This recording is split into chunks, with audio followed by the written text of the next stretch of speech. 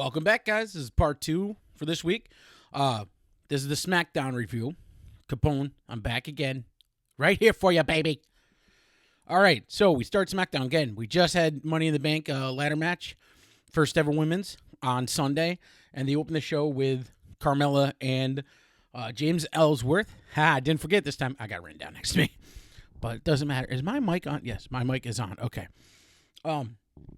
So they cut a promo in the ring, basically saying, that Shane, Daniel Bryan shouldn't do anything. There was that Money in the Bank has no rules, which I agree with. This is where WWE, they bring if you're gonna stick to the script here, the Money in the Bank ladder match does not have any rules. Anything goes. So technically, all the women in the back could run out, climb the ladder, and hand to whoever they want to. There's no rules. So as soon as they said they were going to do this, I knew it was going to be stupid. But they cut the promo, and so, now the next match is Big E versus Jimmy Uso. As you know, in the Money in the Bank, the Usos basically walked out of the match. So what do? They're going to have Jimmy Uso face Kofi Kingston. I'm sorry, not Kofi Kingston, Big E, in a match. Now, again, great match. That did end with a fall. Big E wins. Kind of back and forth. And Kofi, I think, kind of stole the match, though, with one move, because that's Kofi. Didn't really do anything to progress it, though. I am still glad, again, that the Usos are champs. I think giving the tag titles to New Day, that would have been too quick. I think they'll get them eventually, and they'll say, yes, we're the greatest now. This proves it. But it doesn't work if they're the champions. So glad the Usos won, are still champs. Big E wins. This continues it probably till their next pay-per-view. I'm not sure what that is. I'll know by next time. It was all overall decent match and continue the storyline, which I'm fine with. Next we had they did this throughout the night, so none of them were really that great. So I'm gonna kind of make this fast. Basically, everyone in the Money in the Bank kept going to Daniel Bryan, saying, all the girls saying, "Here's why you should do what you do," and everyone had their reasons and their excuses and their whatnot. So again, if you want to watch it, you can go back and watch it. It was okay. I mean, it was what it was, and it made that whole Daniel Bryan had to make a decision bigger. So yeah, it was all right. Naomi had an interview, and Lana, of course, interrupted. Lana basically said, "I'm not done," and Naomi basically said, "I beat you, I win, goodbye." I don't get it. It just didn't make any sense. Next was this is all interviews. There hasn't been a second match yet. There hasn't been a match yet. Next was the Randy Orton interview, where basically he said that Jinder Mahal made it personal, and Randy's going to make it personal and go after him, not about a title and blah, blah, blah, and he's going to go after his family, his uncles, aunt, kids, whoever. He has to go to India. It was a decent interview. I thought it was good. It told the storyline. Just kind of sick of seeing Randy Orton, to be honest with you. Sorry, but I am. He's a 14-time champ. I didn't realize he won it that much, and I kind of think they're trying to get him up there. I think he might, there's a chance he might beat Ric Flair, but I don't know, or at least tie and become tied with Cena and Ric Flair, I think. So, we'll see what happens. I don't think Ziggler. Is it this coming? I don't think John Cena showed up. I have to look at my notes here. I don't remember him showing up. If he did, he didn't do much. It's just, yeah. Okay, so to my friend Houdini, if you watch this video, this one's for you. So we had Dolph Ziggler versus Shinsuke Nakamura. One of the most underused guys in the business is absolutely Dolph Ziggler. He is, I almost say, and I agree with my friend Houdini, that he is a Shawn Michaels. I mean, he could literally be the next Shawn Michaels, but WWE doesn't want to use him. Now, again, there are rumors that he is going to be going to New Japan Pro Wrestling, leaving WWE just to kind of maybe build up his name again. And, if he does that, WWE will probably get him back because that's what WWE does. You go build your name out there. WWE goes, oh, no, we want you back. So we can ruin it and totally just destroy you. Because, Roman Reigns, he's our guy. John Cena, he's our guy. God. What do you think? If they're calling Great Balls of Fire for Raw, I want to know what they do for SmackDown.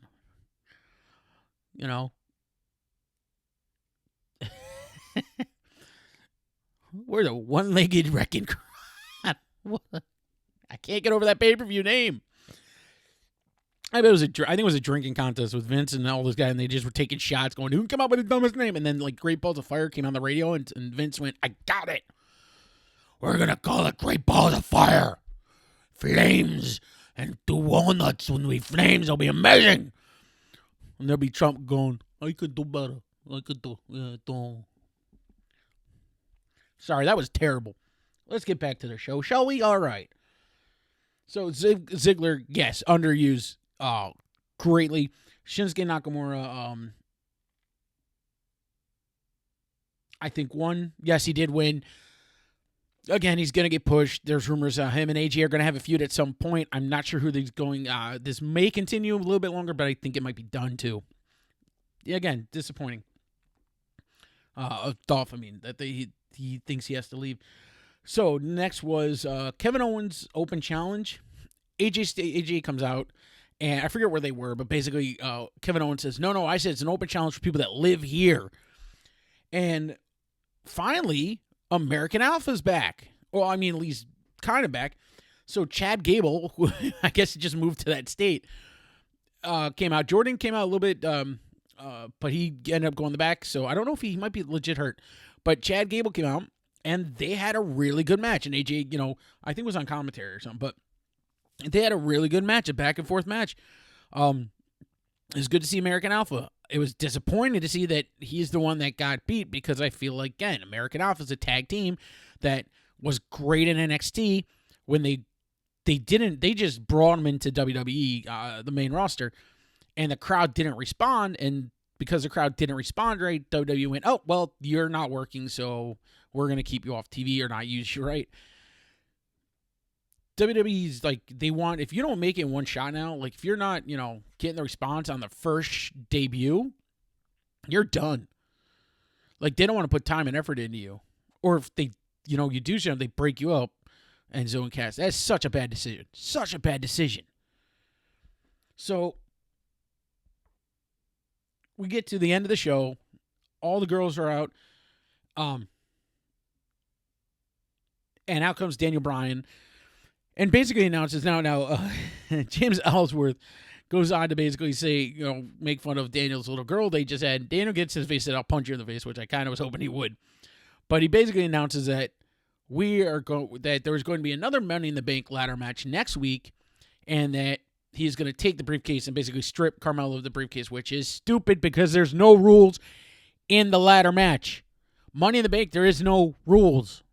You can't just make rules up on the spot. It doesn't work that way. This is what is annoying. You contradict yourself, WWE, and then when you get called out on it, you get upset.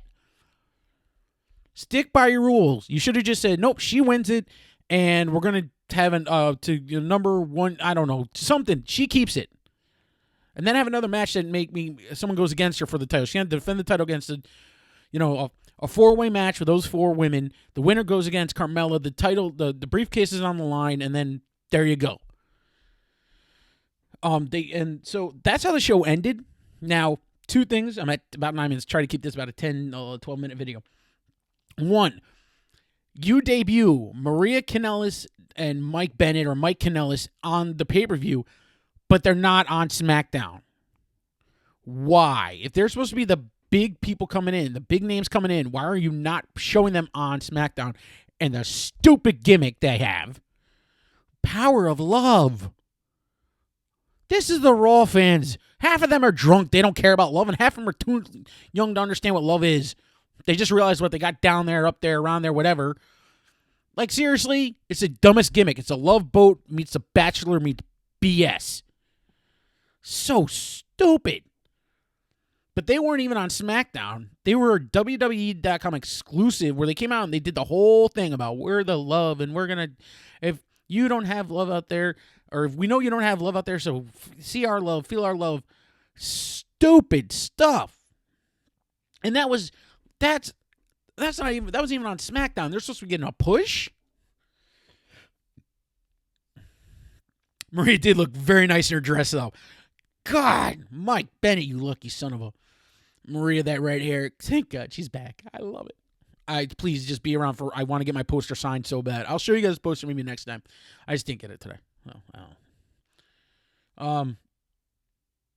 I'm sorry, that did not end the show.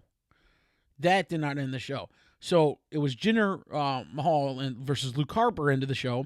Sorry about that. And, of course, Baron, it was a good match back and forth. Baron Corbin comes out with a briefcase because he won it. Why, I don't get, but he comes out. He looks stupid. Watch the video. He's coming out and he's like, doing this and that. So it was really stupid. But, yeah, so he comes out. And, of course, out comes Randy Orton, clears the ring. Jinder Mahal leaves. They end the show with that. It was a whatever show. So, all right, guys, I'm going to end it there. I'm trying to keep this short tonight. Thank you again. Subscribe, like, peace out. Later.